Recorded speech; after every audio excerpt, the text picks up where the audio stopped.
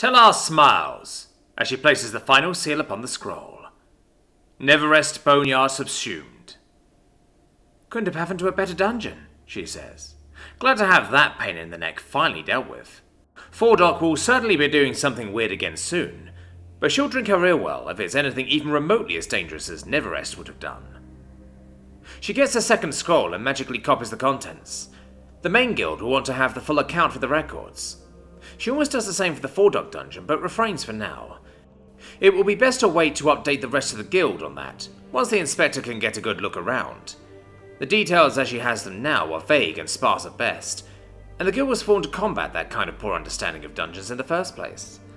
No, that wouldn't do at all. So she simply places the copy scroll aside, and the other two scrolls back on the shelf, one in the section for former dungeons, and the other on the section for active ones, right next to the other two. Meanwhile, Khan the Sly smiles as he takes a step back, appreciating the latest trophy for his guild house. Sure, it's just a scroll with a seal at the moment, but the dungeoneering skill should be making a proper trophy plaque for the destruction of Neverest. As with all things with large organizations, it will take a while, but even the placeholder scroll deserves a place of pride among his guild's achievements. There is, of course, the trophy case of ribbons and true trophies from the various adventure tournaments. His own party even came in second place in the Iron Barony Reliquary Hunt, but that was a while ago. But the latest accolade is one of the rarest ones as well. It's not often a dungeon even earns the ire of Dungeoneer so much that it needs to be destroyed, and rarer still that is actually accomplished. Most of the time cores are smashed and the offending dungeon is weakened rather than outright removed. But that small party and that new dungeon proved up to the task of actually subsuming Neverest. Khan knows a lot of people will assume it was mostly the party's doing, but a lot of people know practically nothing of dungeons. He knows it was Fordoc that was able to destroy Neverest, not the party. Still, they hardly did nothing. The report he got from Ragnar and Alara was concerning, then tragic, then confusing. Yvonne, not only a resident now, but undead as well. Intelligent still, too, which for most people is only something theoretical or nightmarish, depending on how the theory goes. He has sent the two to go turn in the quest at the Dungeoneers, while he pored over guild bylaws as well as kingdom laws. Guild law doesn't actually mention undead anywhere, probably because there's never been an undead that could meet the other requirements for membership. Kingdom laws do mention the undead, but there's also a lot of wiggle room there. While a perpetrator being undead will impose harsher penalties for most crimes, it seems nobody ever actually put cruel to punishment to outlaw actually being undead. That discovery put a smile on Khan's face. While he sometimes misses going out on quests, it's things like this that remind him why he's here. Sneaking around and slipping daggers into what needs them may solve immediate problems, but sneaking through legal codes and finding loopholes is more satisfying and lucrative. It's a small wonder that so many rogues retire and go into law. The skill sets overlap so nicely. Elsewhere. I hate inspecting the Southwood, grumbles Tal, as he moves through the forest. It's not that the Southwood is a dangerous dungeon. Far from it, in fact. It's practically the poster child for toy boxes. Well, if it weren't for how bloody large the place is. Where a dungeon like Fordoc can be inspected in an hour or two, Southwood takes close to a week, and everything is so spread out.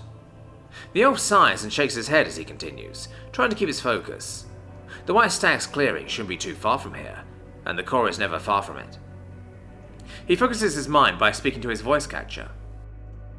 Closer to a guild house, he'd be able to magically transmit a copy directly to someone like Tellar. In the outskirts of the Green Sea, though, he'll have to actually make it back to be able to give his report. Southwood remains mostly unchanged since last inspection. Various nodes appear to have moved, which is typical for its behaviour. What few denizens there are appear to still be focused on growing and nurturing the various herbalism and hunting nodes. White Stag's clearing appears to still have antler markings on the trees from the stag. The forest starts to thin, and he can make out the form of the Southwood's only known scion. Spotted the stag, expect to need to barter information to be able to check on the core as usual. He gets closer, and the large stag peers down on him with those solid blue, softly glowing eyes. Outsider, you come to gain information, and know you must offer information in trade. Speak. Tom manages to not roll his eyes at the great scion and voice of the Southwood. If he manages to upset it, he'd have a far worse fight on his hands than with that big spider back in Fordoc. For all the stag's apparent majesty and grace, it basically only wants gossip on other dungeons.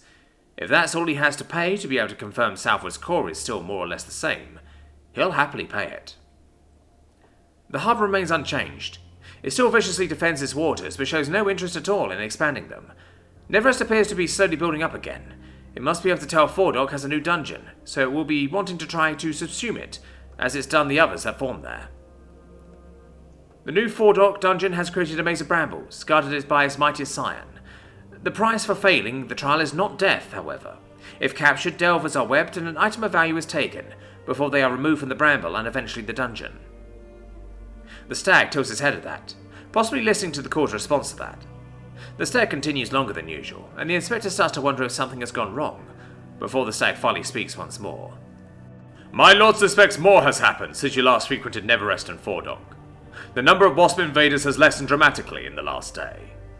My lord bids you return with news of what transpired, and you will be graced with news and transpirings deeper in the Green Sea.